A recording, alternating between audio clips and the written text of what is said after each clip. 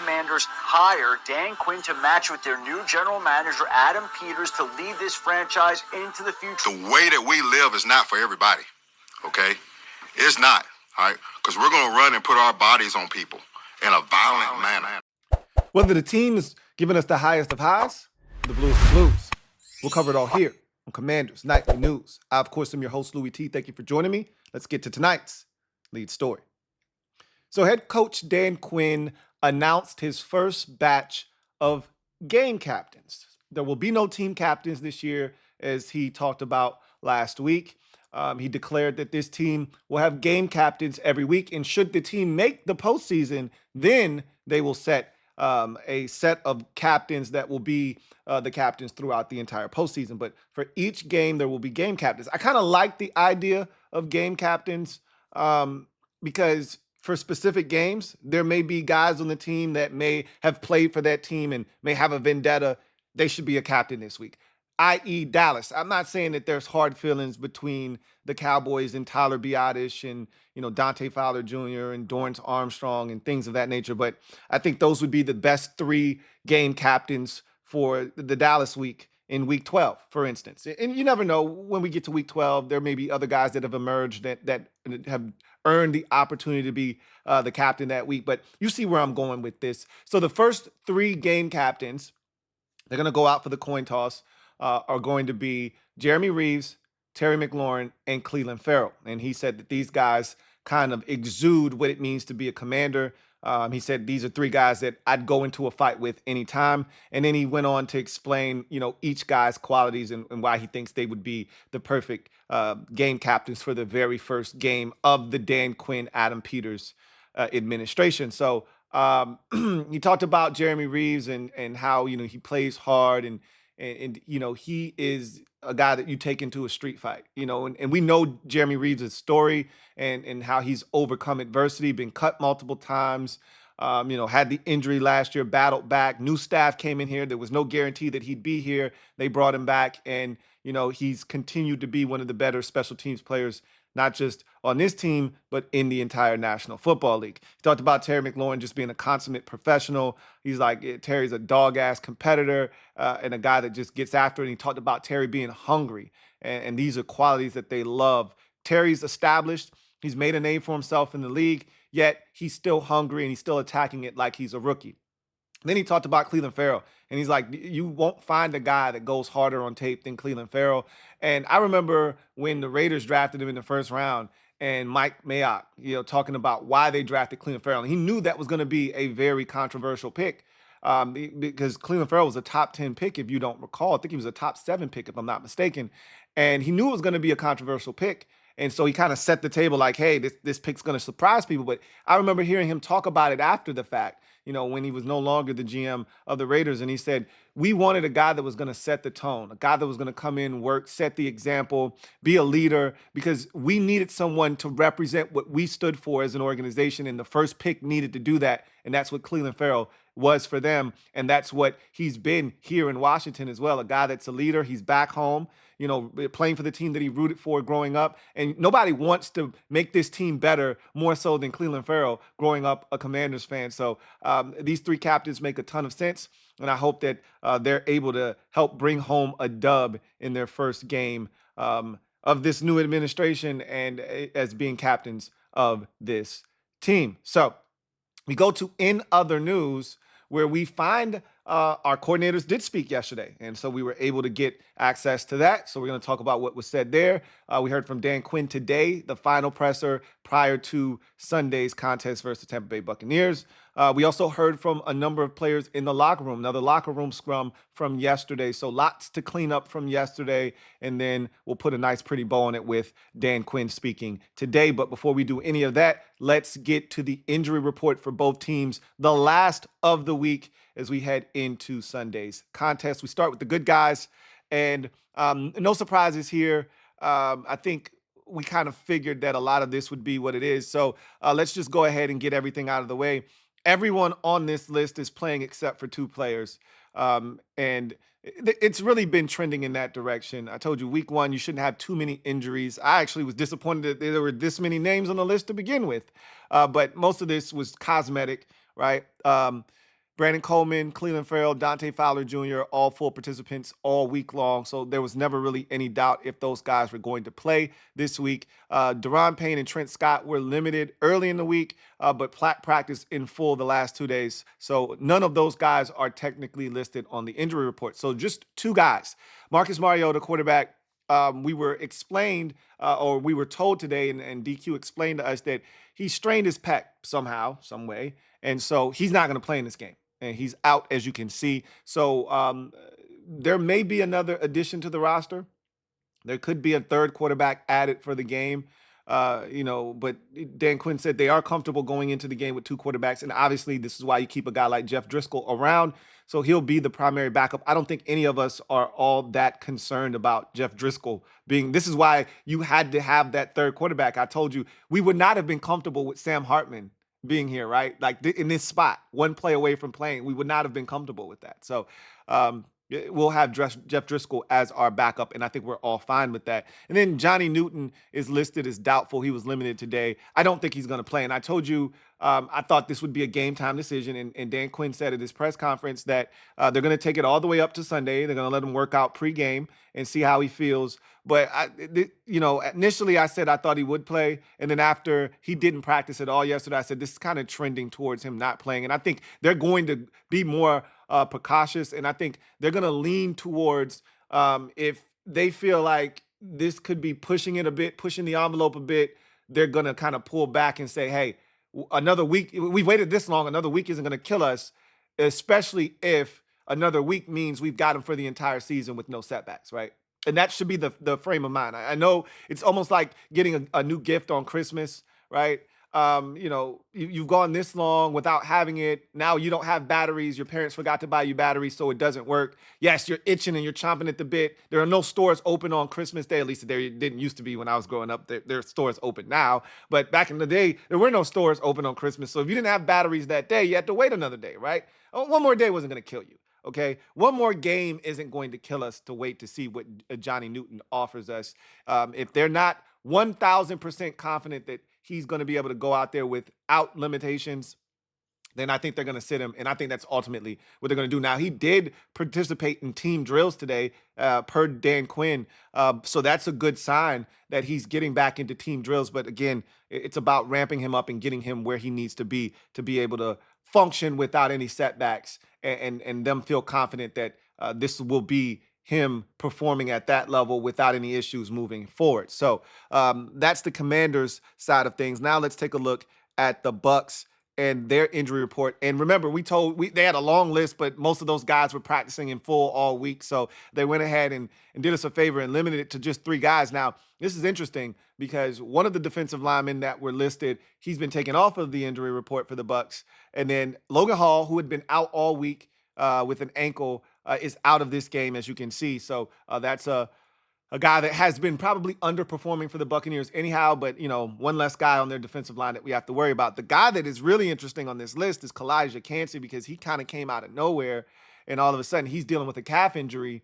And so that's a guy that can be a problem inside. That was a former first-round pick a couple of seasons ago. So if he's not able to go, that helps tremendously, because you put him next to Vita Vea, and it can be problematic up front.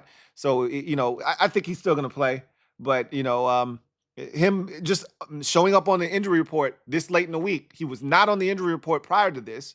Him showing up this late means I think he might have just aggravated this, or this might have just cropped up. So if that's the case, he could be out of this game, and that would be a big loss for the Bucs. I still imagine him getting into the fray and playing in week 1. And then Trey Palmer is a speed guy out of Rutgers, can flat out fly. If he can't go, they lose speed at the receiver position. So, again, we'll see if he can go or not. My guess is he'll be out there on Sunday, and another guy that we'll have to keep an eye on because, like I said, he can flat out fly. So that is the Bucs injury report heading into Sunday's contest. Let's talk about what was said by some of the players in the locker room. Then we'll get to what the coordinator said, and then we'll wrap up with Dan Quinn talking today. So we heard from a number of players in the locker room: Jonathan Allen, Terry McLaurin. We heard from who else did we hear from? Zach Ertz. We heard from, I think there was one more player if I'm not mistaken, and De'Ami Brown, right? And De'Ami Brown, I don't know if you guys saw, but he put out a video on his YouTube channel, kind of like going through the process. It's almost an hour long video of, it's almost like a documentary type style thing of him putting in the work this offseason and getting prepared for this really all important 2024 season for him. This is the final year of his rookie contract. He's getting an opportunity to start and be a a primary target in the offense. He has not seen this type of opportunity to this point of his career. He's getting a chance to prove that he is a starting caliber wide receiver in this league. And so if you haven't checked that video out, support De'Ami Brown and check it out. It's actually not a bad watch either. Anyway, De'Ami Brown talked about taking advantage of this opportunity, as I just mentioned, and he talked about how hard they practice. And this is a theme that's being echoed amongst the players, which tells you that there's validity to this. And Dan Quinn told us, we are intense. When we're together, the practices, the time spent together is intense. So we need that break when we're apart. And De'Ami Brown talked about, they practice hard and that they're prepared because they go hard. And he says, he's ready for this opportunity, trying to make himself available for his quarterback. He said they know that they're going to bring pressure and they got to be ready to help Jaden out and make plays for him and not force him to feel like he's got to do more than he needs to in his in his first start in his rookie season. Terry McLaurin, talked about the camaraderie that he and Jaden have built, and him being a guy that has come in and really established himself as one of the leaders of that offense. And Terry says he sees a lot of himself in Jaden in that he's not a big rah-rah guy. He leads by action, but Jaden's willing to put in the work, which Terry is as well. And he said, I see a lot of myself in him. That's probably why we get along so well. If we don't have a rep that goes well, we both come to the side and we talk about it, and then we want to practice that rep. After practice, we're getting in work to correct and rectify some of the things that didn't go well. And he said, this kid's ready for his moment. And they have, and I think this is the most confident I've ever heard Terry talk about a quarterback. Terry's always going to lift up his teammates. That's who he is as a person. But I've never heard him sound so confident going into a game, into a season with a quarterback. Terry's excited about this opportunity. He's been robbed of consistency and elite level quarterbacking his entire career. And I think he really finally feels like I'm getting that opportunity this year. And I'm chomping at the bit to see this thing in action.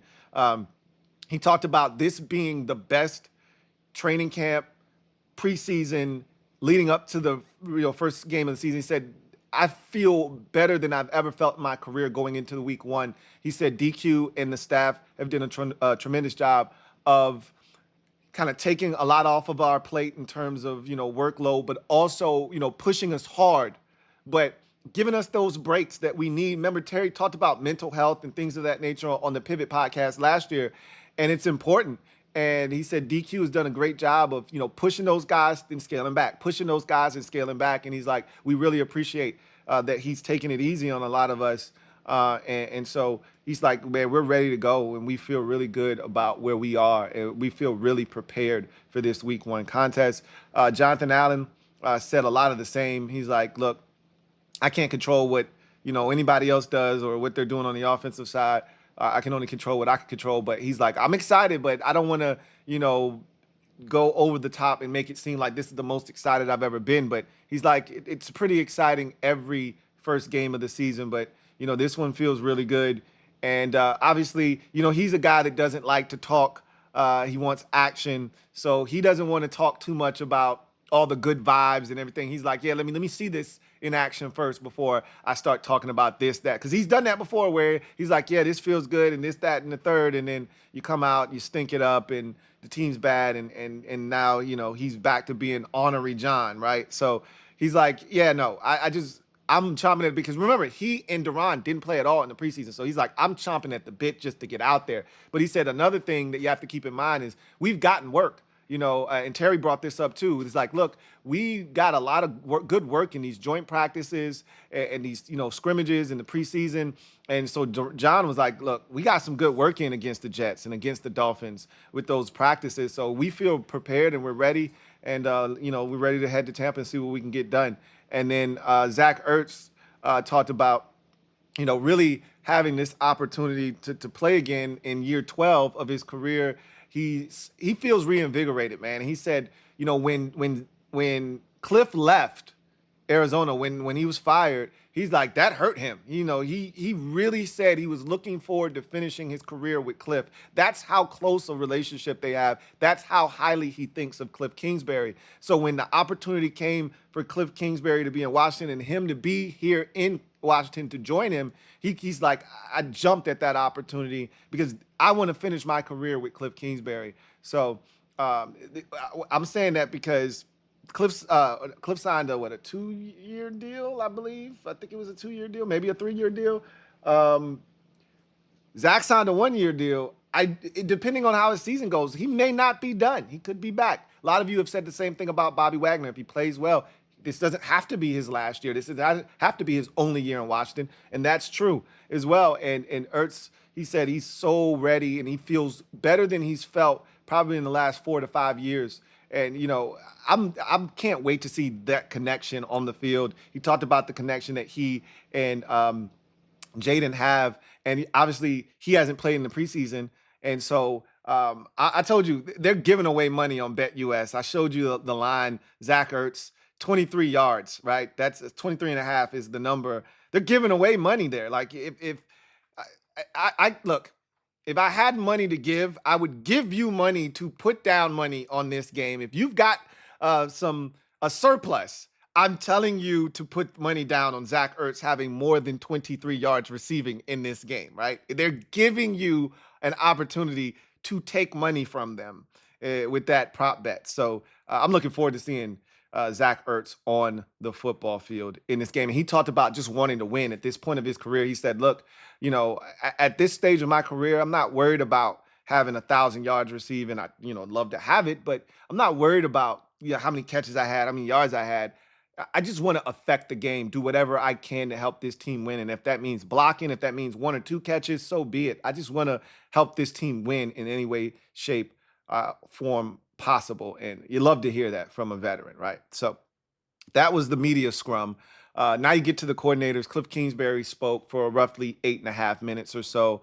And he talked about, this opportunity to be back in the NFL, what this feels like, what it means, being prepared for Tampa Bay. Talked about the respect that they have for Todd Bowles and his defense, understanding that you can't really run the ball on Tampa Bay. We'll talk about that when we get to the game plan. That's with Vita Vea in the middle of that defense, it's so tough to run against Tampa Bay. They've been one of the most stout run defenses in football for the last 3 or 4 years now. So running the football is something that you can't just do away with. I mean, you can, but with a rookie quarterback, that's not ideal. You don't want to get away from the run in this game. But and there are ways to maybe combat that because you have a mobile quarterback. You could stress that Buccaneers defense, but he talked about, they're going to have to attack them in different ways. And, it's going to be a challenge because Todd Bowles is, as I said, a mastermind defensively. He's going to, attack you and he's going to be aggressive.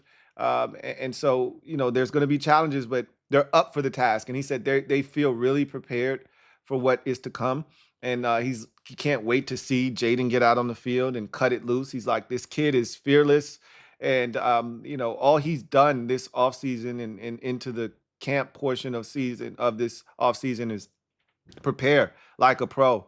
And they expect him to go out there and play well. And he talked about, Brian Robinson Jr., exuding all of the things that they see as being a commander. And they can't wait to get him out there. He said Brian Robinson is one of those guys that, wants to play running back, tight end, receiver. He's like, he loves his story. And that's something that I've learned listening to Cliff talk is he enjoys guys' journeys and stories as to how they've gotten to where they are. And, I remember him talking about some of the other players and their stories. And you're like, pretty cool story. He always says that. And he talked about Brian Robinson's story and his journey. Obviously, staying at Alabama behind all of those backs, Josh Jacobs and Derrick Henry and I'm forgetting one. Oh man, there was one more really good one that was there. He stayed behind all of those backs and waited his turn. Most guys in today's society, this microwavable society that we've created,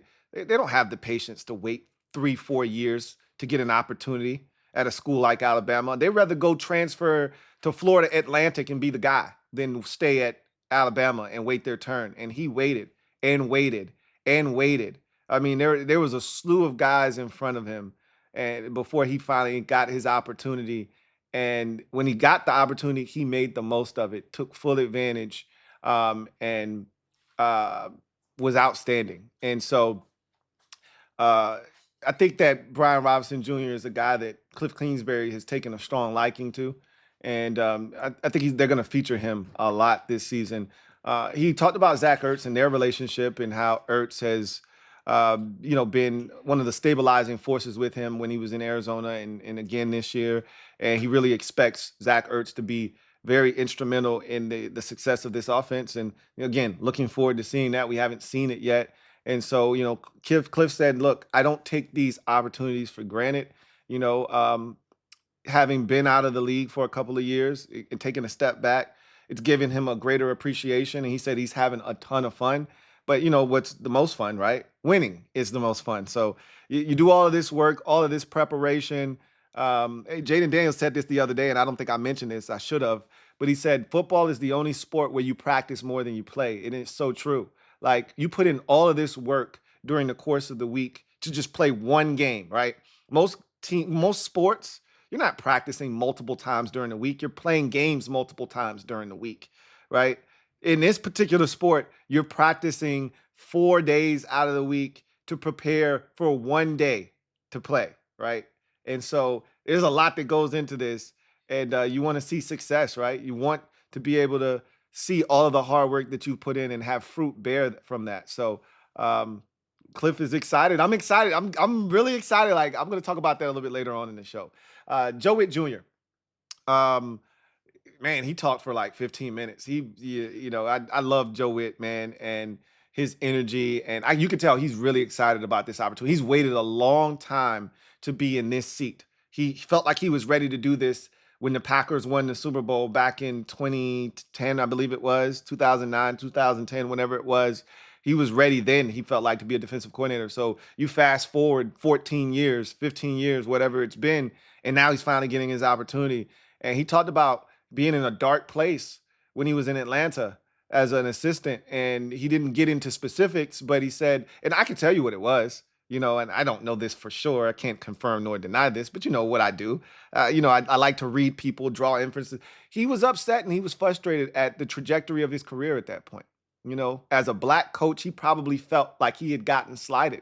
He had felt like he had put in enough work. He had done enough. He had proven himself enough that he should have been further along in his career, and he probably wasn't where he felt like he should have been at that point. And he said it was a guy like Dan Quinn that helped him along and gave him this opportunity that he now has, and he's not going to miss, right? Like, you love guys that have that motivation. I told you guys a long time ago, I had a chip on my shoulder because I was told when I first started this channel, when I first started my brand, that, what was I doing? This wasn't good enough, right? I always carry that chip, and you always love guys with that extra added motivation. And so, Joe Witt Jr. talked about, being at, Auburn and having ideas, and he had to have someone co-sign his idea for it to go over. Like Gene Chizik, who was the head coach, but at that time was the defensive coordinator at Auburn, ended up being the head coach, and eventually down the road, he said, I'd have to tell them I had an idea, and and Gene Chizik thinks it's a good idea, and then they would run with it, right? Instead of him just having a good idea, being able to voice that, and them saying, hey, you know what, let's go with that. And essentially, he loves the fact that DQ, and he said, look, don't get it twisted. We talk about how good of a guy DQ is, which we've all seen, and how he treats people. He said, don't get it twisted. DQ is very demanding, okay? One of the most demanding coaches I've ever been around. So don't get it twisted thinking he's just this nice guy that, doesn't have standards set. No, this dude is very demanding. And he said, the thing that I love about him is he allows his coaches to coach. He allows me to think outside of the box. If I've got an idea, he's like, yeah, go ahead, run with it, right?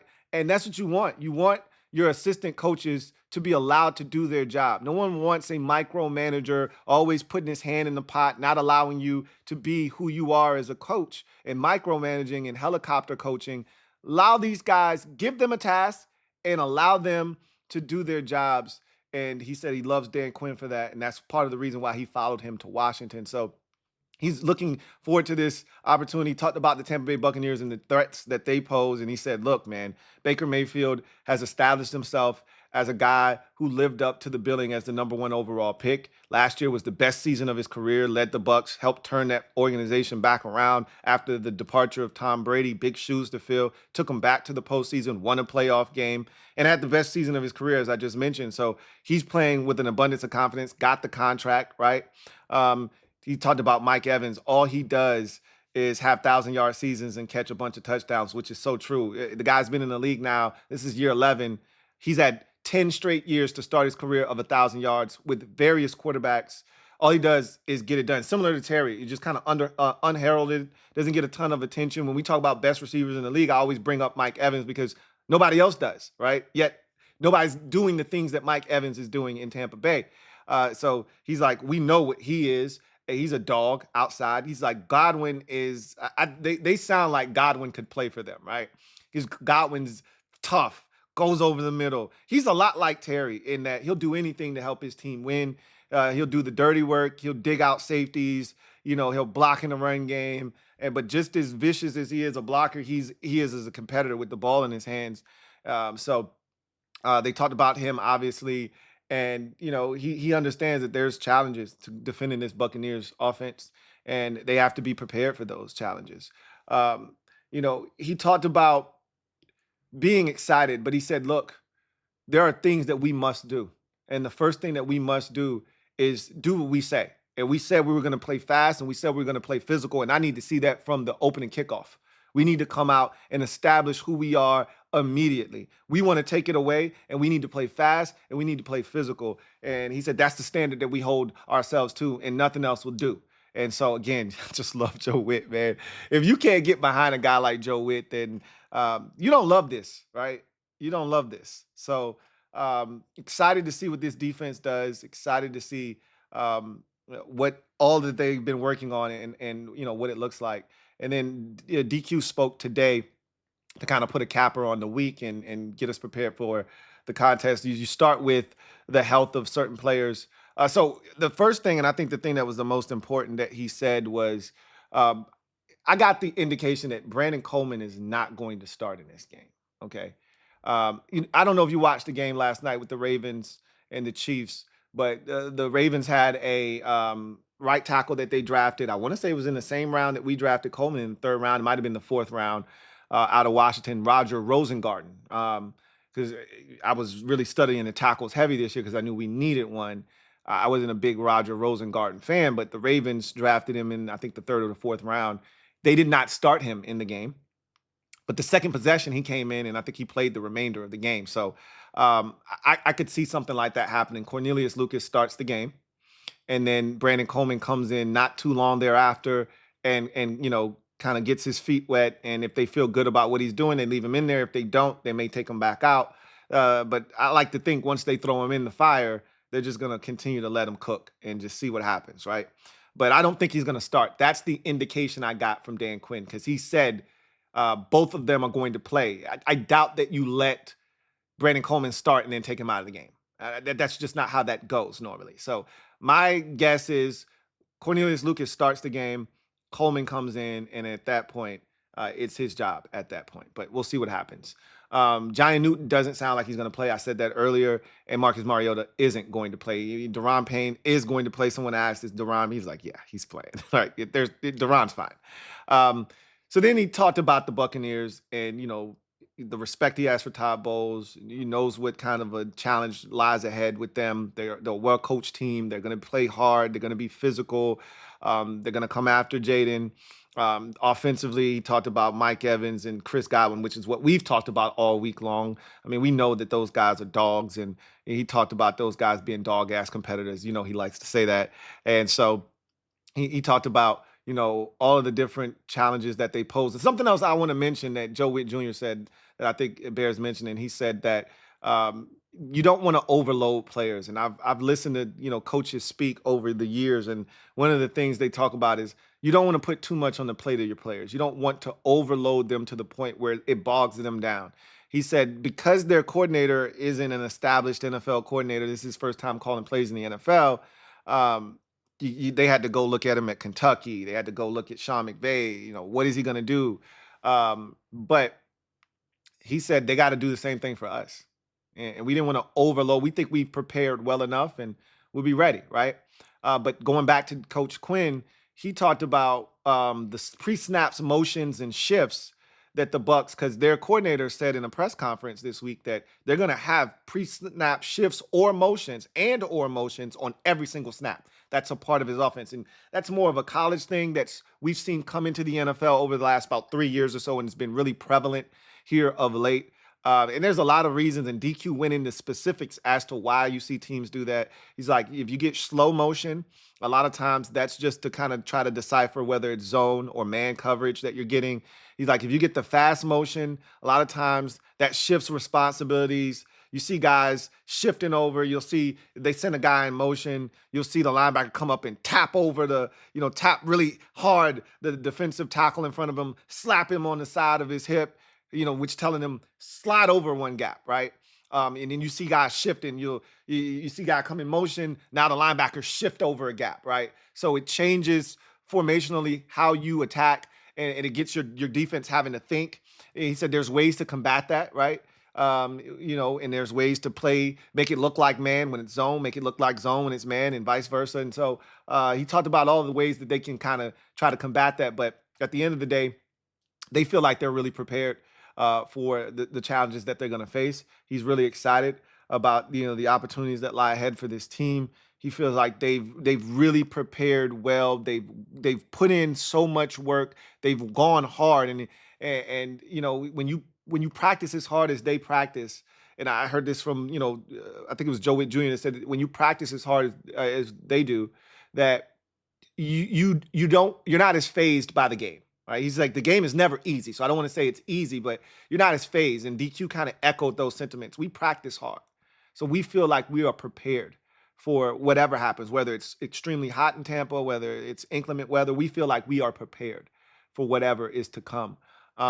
He also talked about Jeff Driscoll and his comfort level with Driscoll out there. Because remember, I don't think a lot of people realize DQ has a history with Jeff Driscoll. When DQ was the defensive coordinator at Florida, Jeff Driscoll was the quarterback at Florida. So there's a history between the two. And I think that's where the affinity for Jeff Driscoll comes from. And DQ talked about his legs and him making some really good throws, which he did. We had a strong affinity for him in the preseason. I told you I've always liked Jeff Driscoll as a backup in this league. And I'm glad he's here. And it's good because, again, Marcus Mariota has a track record of getting hurt. And so without even playing a single game, he's already hurt. And good to have a guy like Jeff Driscoll here, and DQ pretty much echoed those sentiments as well.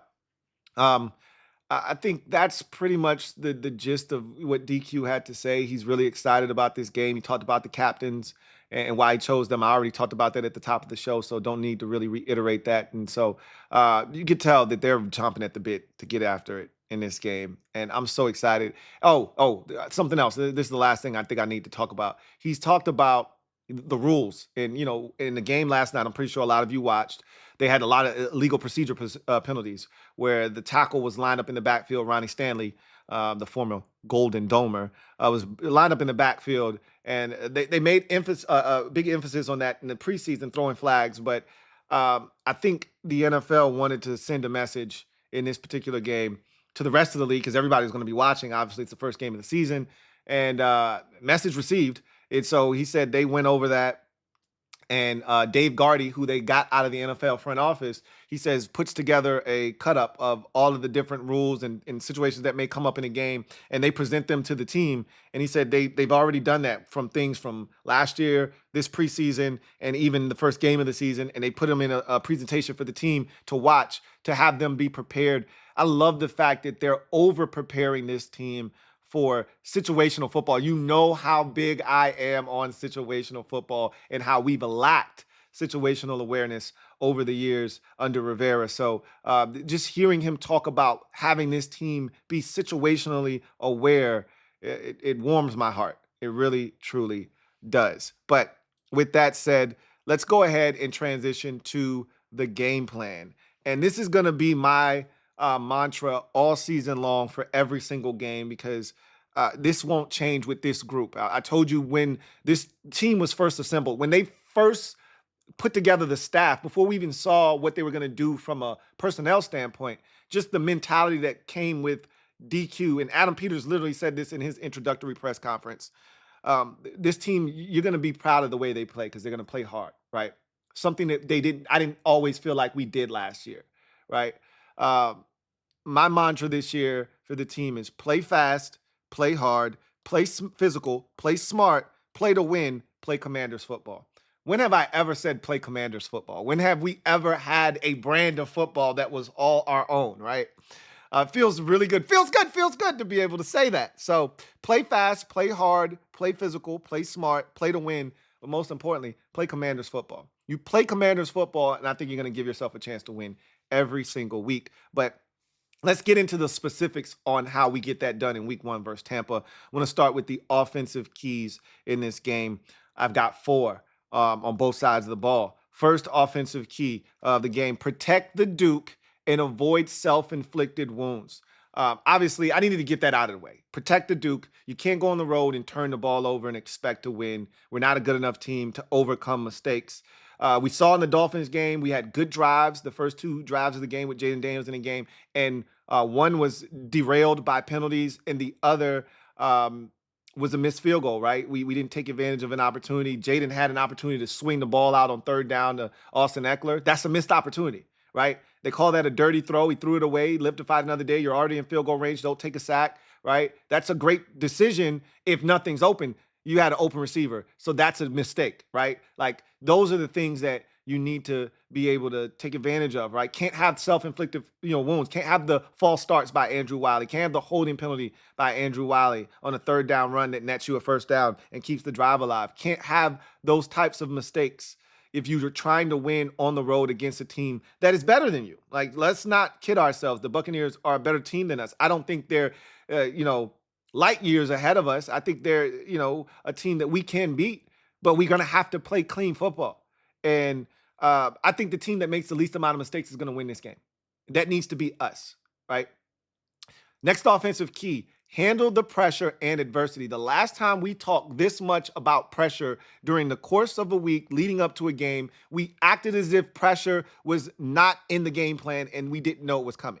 Right? I don't need to rehash that. You know exactly the game I'm talking about. You know exactly the situation. But I don't think we're going to get a repeat of that. I think everybody is on the same page that we understand that we're going to get pressure this week and that they need to handle the pressure well. But adversity is going to happen. Now, you'd be fooling yourself to think that there won't be some adverse situations in this game. Whether we start slow and the Bucs start fast and we're down 14-0 in this game. Whatever the case may be, handle adversity. Don't let it consume you. Last year's team, when adversity hit, they tucked their tails and headed for the hills every single time.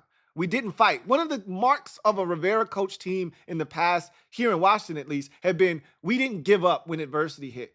We would be down 14, we would be down 17, and we would rally back and make it a ball game. Last year, once we got down 10, 14, 20, it was over. All right, we were going to end up getting blown out by 30-something, okay? Adversity is going to hit. We don't know what that adversity is going to look like, but trust me, it's going to hit in week 1. And I want to see what this team is made of. Handle the pressure and handle the adversity and find a way to overcome it, right? Next offensive key, establish the run or some sort of extension of the run game. I just told you, Tampa Bay is one of the best run defenses in the NFL. They've been that way for the last 3 years running. They don't give up yards on the ground. They were one of 3 or 4 teams last year that gave up less than 100 yards on the ground per game. Vita Vea is a huge part of the reason why you can't run, especially up the middle on them. But I think with Jaden Daniels and his legs and what he's going to, how he's going to stress the defense, I think he could open up the run game for us. But look, even if the run game isn't something that is working and manufacturing yards for us and keeping us in manageable down and distances, you can still have the quick game be an extension of the run game, right? Those bubble screens, those tunnel screens, those hitches, those quick passes we saw against Miami, that's an extension of the run game, okay? And so if the run game isn't, working as the run game, then the short, quick game should work as an extension of the run game. But what you can't do is find yourself getting into the drop back game too consistently and allowing Todd Bowles to pin his ears back and send that pressure. So they need to somehow establish some sort of run, whether it's actual run or it's the screen game or it's the quick game, something that is an extension of the run. We have to stay on schedule offensively. We don't want to be in 3rd and 8, 3rd and 9, 3rd and 12. You're living dangerously if you find yourself in obvious passing situations going up against Todd Bowles. You just don't want to find yourself in those situations very often. And then lastly, finish drives with points, but primarily we're looking for touchdowns. All right. I think this is going to be a game where it's going to come down to a couple of field goals, maybe 1 or 2, right? Make your kicks. We had a missed kick against the Jets, right? We had a missed kick against the Dolphins. Like, make your kicks.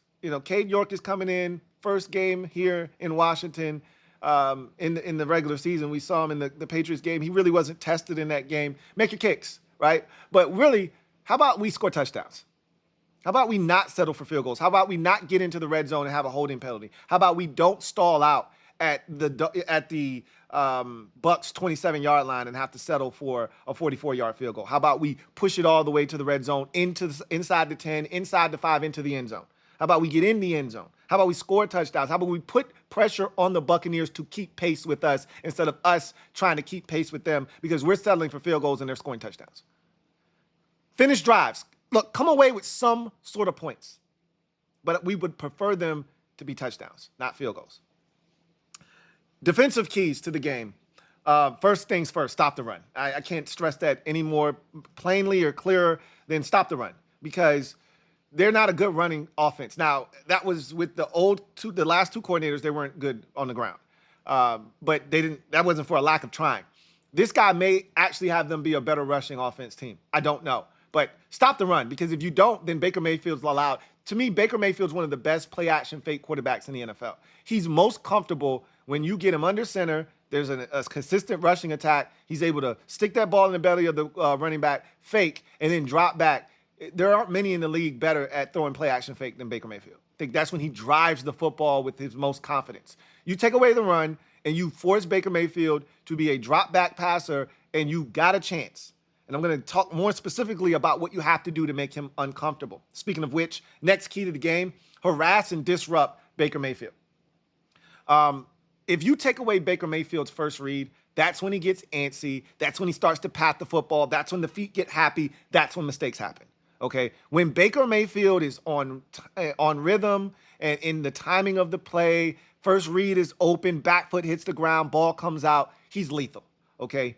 When Baker Mayfield, they draw up a deep shot, and he goes play action fake, turns his back to the defense, turns around, and that first read, that deep shot is there. He's taking it and he's letting it rip. That's when he's at his best. You have to take away the first read, make him make other decisions. When his brain starts to scramble a bit, all right, and he's got to make a decision, and there's a little bit of pressure, that's when he tries to play hero ball, and that's when the mistakes happen. That's when he doesn't see that safety lurking. That's when he doesn't see that backer, right? That's when those turnovers happen. He's a smaller quarterback. You're talking about a guy that's 6 feet, 6'1", right? Doesn't always see defenders. But if you don't take away that first read, you're not making him have to read the field. Take away that first read, make him hold on to it a little bit longer. Hopefully the pass rush will get there, and hopefully he'll make a mistake. But if he's comfortable, it's going to be a long day. Limit the explosives. I can't stress this enough. It was our biggest bugaboo a season ago. The primary reason we were the worst defense in football last year is because we couldn't stop teams on a weekly basis from getting explosive plays multiple times during the course of a game. We gave them up like we were handing out turkeys during Thanksgiving at a drive, right? Like we were giving out big plays last year. We got to limit the explosives. Make them earn it, man. In this league, anything can happen. If they got to go 13 plays, if they got to go 9 plays on a drive, anything can happen. We saw that against the Dolphins in the preseason. Great drive going, holding penalty, drive dead. Just like that, right? Anything can happen. A batted ball picked off. Make them earn it. You give up a 62-yard touchdown, you don't get a chance to see if you can hold them to a field goal or force a turnover. Or maybe they go for it on 4th down and don't get it. You don't give yourself a chance. Make them earn it. Limit the explosives. Be disciplined on the back end, right? And then last but not least, you know where I'm going with this. You already know where I'm going with this. Take it away. All right. Ball is life. This whole preseason, I'm dying over here, man. We didn't force we forced one takeaway. Jamin Davis forced a fumble against the Dolphins. We had one takeaway the entire preseason. All right. We have to take the ball away. And just win the turnover battle. Like, I hope Jaden Daniels gotten his reputation, and rightfully so. He's earned this of not being a guy that turns it over. Defensive coordinator Joe Witt Jr. talked about him just not putting the ball in harm's way during the entire training camp, portion of the offseason. And he said, look, man, I don't think this guy I don't think he is a guy that worries about pressure. He does a great job of taking care of the football. So if we could take care of the ball, and I said the team that makes the least amount of mistakes is going to win this game, and we force just one turnover, we could probably win this game. We probably will win this game. But we got to try to start. I need to see it, damn it. This is what Joe Witt Jr.'s MO is. This is what Dan Quinn's forcing turnovers. I need to see it. Take it away. Ball is life. I want to take the oxygen mask off and breathe on my own. Ball is life. Take it away. All right. So that leads us to our final outcome in this game. And I think it's going to be a close game, but I think it's one we can win on the road. I like this spot for us. I like where this team's head is at going into week 1. I'm excited. I don't think I've been this excited for an opener since 2012. I was pretty excited for the 2016 opener, but for different reasons. This feels more like 2012 to me because we got the number 2 overall pick. We don't know what to expect. We're on the road against an NFC South opponent, and I'm just excited, right? It was the first time I felt like the Shanahans had enough ammunition to do some damage, and this is the first time I felt comfortable and confident about our team in this regard ever. Maybe no, not ever. Gibbs 2.0. I felt really good about Gibbs 2.0. And then, Clinton Portis on his first carry goes 62 yards or whatever for the touchdown against the Bucs, coincidentally enough. It's the only time we played the Tampa Bay Buccaneers in week 1. We won that game. Let's see if we can't do it again. I got the Commanders winning this game 23-17. It's only going to happen, however, if we don't beat ourselves and we don't turn the football over. And Dan Quinn talked about, can't have the, pre-snap penalties. Can't have the illegal formations and illegal shift and false starts. Those are avoidable, right? Holding's going to happen in the course of a play. You don't want it to happen, but pass interference is going to happen. Illegal contact is going to happen. That's just a part of the game. Guys competing hard, shit happens. What we can't have are the mental errors prior to the snap. Lining up off sides, right? Like, you can't be in a neutral zone. That's stupid. Just look and see where the ball is. If you're too close, back the hell up, right? Can't have the pre-snap penalties, man. We take care of the football. We don't beat ourselves. I think we can beat the Bucs. 23-17. Commanders get their first win of the season and the first win of the Dan Quinn era. What says you? Leave it down in the comment section. What do you think is going to happen in this game? Can the Commanders go out and win? And I can tell you this much. I wouldn't be shocked if this is a game that gets up into the 20s, somebody makes it to the 30s. This could easily turn into a shootout. Normally when we play the Buccaneers, it's a crazy contest. But I think defensively with Jaden Daniels, being a rookie, I just expect this to kind of be more of a conservative approach. Cliff might open up the playbook week 1 and have a whole bag of shit ready for their ass, and we might be dynamic, but more likely than not, the two defenses are going to be having a 12-round bout here, and the team that makes the least amount of mistakes is going to win, and I'm hoping that that's us. So leave it down in the comment section. What do you think? And your score and more, leave it down in the comment section. But that's going to do it for me, your man Louie T, here on Commanders Nightly News. I don't have any rah-rah speeches. I kind of just want to let this thing happen organically, but all I can tell you is Anytime, anywhere, anybody. Or anybody, rather, anytime, anywhere. And this week, it just happens to be the Tampa Bay Buccaneers at 4:25 at Raymond James Stadium. Anybody, anytime, anywhere. They can get it. And it's the Tampa Bay Buccaneers' turn. Let's see if they take care of business. You guys have a good one. I'll see you on Sunday. And I just so you know, I'll be on Bleacher Report for the first 30 minutes after the game. And then I'm coming straight over to the channel and we'll jump into the post-game show as normal. But I'll be on Bleacher Report for the first 30 minutes. This won't be an every week occurrence, but they did hit me up, asked me if I could do it. And I couldn't say no. So we'll have that happen. And then boom, I'll be on and we'll be live and we'll be breaking it down like we always do. But that's going to do it for me, your man, Louie T. Until next time, you guys have a good one. Take care. Here comes the diesel. Here comes the diesel. There's the snap, hand to Riggins. Good hold. He's got the first down to the 40. He's gone.